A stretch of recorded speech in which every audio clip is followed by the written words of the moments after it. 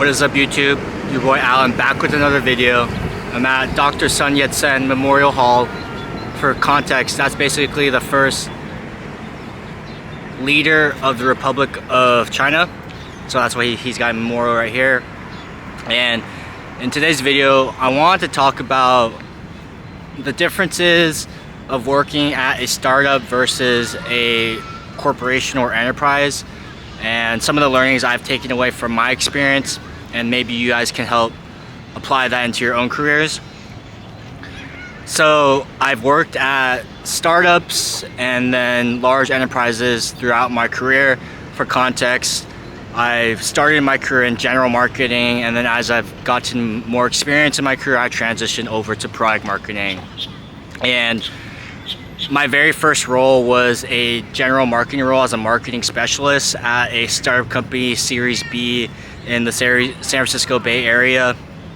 And that was my very first full-time role in technology marketing. And in that role, my job, it basically first started off with social media management. I was growing their LinkedIn and Twitter followers and writing about technical concepts and translating them into more easy to understand language. And it's around making the clear business benefits known beyond the technical concepts, but you still have to understand the technical concepts to be able to translate it into easy to understand business messaging. And then that role was a lot of learning experiences, because when you're working at a startup, you have a lot of ownership, you wear a lot of different hats, and there's more work than people to be done. And if you are somebody that shows that you're able to take on a lot of different things, you get more responsibility. And in my case, beyond social media, as I gained more trust with my VP of marketing, he gave me more responsibilities. Like, I was managing the company website, making slight edits. I was writing emails, and then obviously having reviews, and then sending them out. I would work on customer case studies, just customer success stories. Those are very important for enterprise and B2B marketing and just marketing in general. And I thought it was a really great first role for me, because I got to see everything that goes on in a marketing department and even a business, because the company was maybe like 90 to 100 people. Maybe we scaled up to 120 by the time I left. But I got to interact with the CEO, CTO, VP of marketing, head of product marketing, and directors of engineering, director of products. So when you're working at a small company, the org levels are relatively flat, so it's not out of the norm for you to talk to the CTO or something, or even the CEO. Because at a certain time, I was reporting up to the CEO when we were going through a transition with a VP of marketing, and that was an interesting experience, because then you could see how the CEO wanted to run marketing and just what he cared about. So that was also a really cool experience that you probably would not get at working at a very large enterprise company. And what I really liked about that experience was I was able to try a lot of different things in marketing, and then I was able to define what specific niche of marketing I wanted to focus on. And that in my case was product marketing, because I like the product marketing aspects of the role I was doing, of translating really technical concepts into business benefits and working on customer case studies, and working with the product team to understand a certain product or feature, and then bringing that to market was work that I found pretty interesting at the time. And that kind of allowed me to transition into my next role, into a product marketing role at a very large enterprise company. And that, I don't think I would be able to get that role at an enterprise company, because usually, from my experience, like I went to Oregon State, it's not like a target school where it's not, obviously, like it's not like Stanford or Harvard or anything, or Cal Berkeley. It's not, I wouldn't say, like a very target school for tech companies to recruit at. So it would be pretty hard for me to get a product marketing role at a large enterprise company, because I do find getting jobs at startups might be a little bit easier because there's more of them, and some of the requirements are less stringent versus corporations or large corporations. But that's just from my experience. And I was really fortunate to take this startup experience I had and translate that over to a large enterprise company. And yeah, I don't think I'd be able to get that role because of my background, and the competition is pretty fierce at the larger enterprises. And you know, working at a large enterprise was it was a very interesting change for me because prior to working at a startup, you're really scrappy, right? Like if we don't have a video editor, you're gonna have to figure out how to edit videos. If we don't have a graphic designer, you're gonna have to go into Canva and become a graphic designer. If we don't have a website manager, you're gonna have to be that website manager and figure it out, right?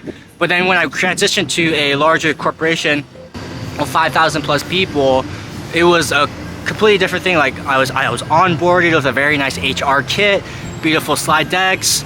Everything was mapped out. There's processes for each stage. Everything is very structured. And when I was working there, I was like, oh, like my roles and responsibilities are pretty similar to the roles and responsibilities I was interviewing for. There wasn't like really a stretch in roles and responsibilities. You would have to like fight for that scope if you wanted it. But I started, there's less fighting for that scope. It's more like protecting your scope. Because at a larger company, you're like, okay, like these are pretty cool roles and responsibilities. I want to try them out. And you could easily do that at a startup. But if you get that at a large corporation, frankly, if there is a role and responsibility you want to try out, they literally probably hired somebody for that job already. Like, hey, you want to try out writing email copy? We have a process for that. There's somebody we literally hired for a full-time salary to do that. And you're gonna have to talk to them to figure out how you want to work with them and maybe get some of that experience on your own, right? So, like the pro there was, you know, if you didn't excel at website management, there would be somebody that would do that for you. If you didn't excel at copywriting, we have a whole copywriting team to write your copy. And that really allowed you to focus on your roles and responsibilities and really allowed you to focus on what you are good at, right? And then, but the con of that would be like if you are somebody that wants to try new things in your career, or at a specific point in your career where you want to develop in certain skill sets and just test different things out that you like, that can be really difficult for you at a larger corporation, because when you're doing that, you're taking scope or work away from some other team or department, and then they're gonna feel like you're crowding into their space. So that's something you have to understand versus working at a startup versus a corporation. Like a large corporation, you get all the resources and support that you need. There's a lot more career development, I'd say, but your scope is going to be limited. But if you're at a point in your career where you want to focus and be really good at a certain thing, and you finally found what you really did like and enjoy, and you know, enterprise is great for that. But if you want to try new things out at a startup and see where you like, or you want to really accelerate your learning, then you know, startup is really good for that. But what I really did like working at a corporation was there are processes lined up. You're not the first, you know, marketing or product marketing hire. You're probably like the 20 plus, 50 plus person doing this job. They have templates and processes on how to get things done. Like, this is how a first call deck should look like. This is how a data sheet should look like. This is how you should present a story. This is how you should copyright, right? So you really can learn some of the best practices in the industry on how to get things done, and you know, obviously adapt that to your own. But it's really nice when you're starting off in a new role or something to understand like the blueprint on how certain things get done. That's what I really liked about working at a larger company, because you're not building processes from the ground up, right? You're kind of looking at certain processes, adapting it to your own style, but it's already been outlined on how you get certain things done. And I think it's a lot easier to build on top of something than build that groundwork from 0 to 1. From my experience, like when you're even like the most seasoned startup or people, it's not easy to build new frameworks and processes from the ground up at a startup versus a corporation where, you know, all of these things have been outlined for you already. So when I was working at a corporation, right, like I mentioned, there'd be somebody to manage websites, write the emails, copy, demand generation, analyze your data. That would allow you to really focus on what you do good at, right? And I think the really cool part about that was, like I mentioned earlier, if you know what you want to do and you want to get really good at it, a big corporation will allow you to do that. If you aren't sure yet, then maybe a startup makes sense for you, so you can try a lot of different things. I think when you're working at a large enterprise, a big thing are trying to do is you have to navigate a lot more people to get your work done. So there's a lot more politics involved. I think there's politics involved at every organization, but politics obviously operate at a different scale. The more people, the more layers that you need to go through to get certain things done. Versus a startup, there's a lot less people. It's a lot flatter org structure. So hey, like I can just slack the CTO and get this thing done, or the CEO, right? If you have that relationship. So what I noticed when I was working at a large company was on a team, you'd be fighting for more interesting work or scope. There's plenty of work. There's plenty of people to get the work done.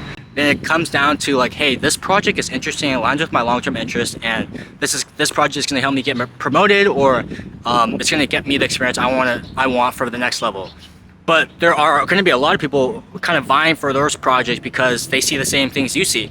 So then you need to position yourself and figure out a way to get that scope.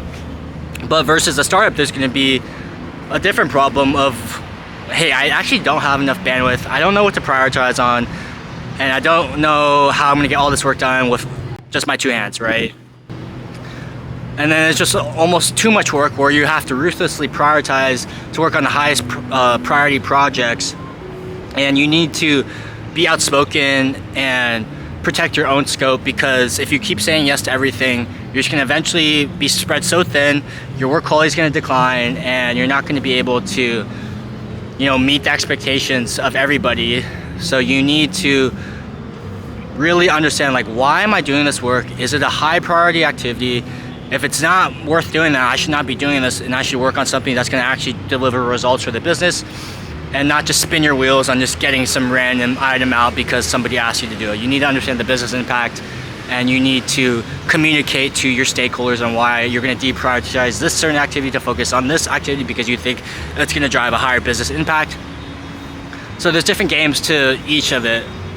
But as I reflect back on what I'm doing at this point in my career, I think actually it would have been nice to start off at a bigger corporation because, like I mentioned to you earlier, there's processes lined out, there's templates, there's mentorship, you have an understanding on how to get things done, and I think it's easier to build off of certain templates or examples and people, and then kind of build your own way versus starting from 0 to 1 where you're kind of building a plane as you fly, which is pretty hard, I'd say. And I also do think if I started off at a bigger corporation for my career, it would make all my jobs a lot easier. And because I know what best in class looks like. I'm working at usually a really big corporation has best in class practices because that's how they've been able to get so big. So I think it would have made me a better marketer in my career if I was able to start at a bigger corporation, but obviously you got to deal with the cards that you are dealt with, and in my position at the time, getting a job at a startup was more feasible for my experience level and my background, and I eventually had to work my way up to the certain positions I wanted. And I also do think working at a corporation provides a lot of benefits for your resume because ever since I began working, I have a big company name on my resume. It's a well-known brand name, and a lot of startups are trying to become well-known brand names, and they think that if they hire you from this well-known company that you're going to be able to bring their best practices and their success to their organization, so they want to hire you more, versus if you're just a startup hiring from another startup, but startups want to hire people for their experiences and what they see, and so they can implement into their startup. So if they see you have success at a certain startup or a large corporation, they think that if they hire you, they have a higher likelihood of reaching that similar level of success. And that has really helped me get a lot more interviews than I would have done in the past if I didn't have a brand name company on my resume. Just from my experience. I'm not saying if you don't ever have a brand name company on your resume, you're not going to be able to work at a big company. I was able to make that pivot too. But now I think for me, in this point in my career, I think I figured out what I want to focus on and what I want to prioritize and get better at. And I've had the opportunity to do that at startups where I've been able to basically do everything marketing, everything product marketing, so I can figure out what I like and dislike and where my strengths are. And now for me, as I look into this next steps of my career, I have that clarity of hey, I think it makes sense for me to be at a scale up or a larger corporate enterprise where I'm able to focus on a certain aspect of product marketing that I excel at and I enjoy doing. And I wouldn't be able to get this clarity if I had not worked at a lot of startups and corporations, got a taste of everything, but especially working at startups because I got to taste the rainbow and see what I liked and disliked. But those are my learnings from working in technology marketing throughout my career. And obviously, if you guys aren't specifically in marketing works, there are adjacent lessons that you can take into your own career. And I hope this video is helpful. Thank you for tuning in to my stream of thought video. I'll see everybody in the next one.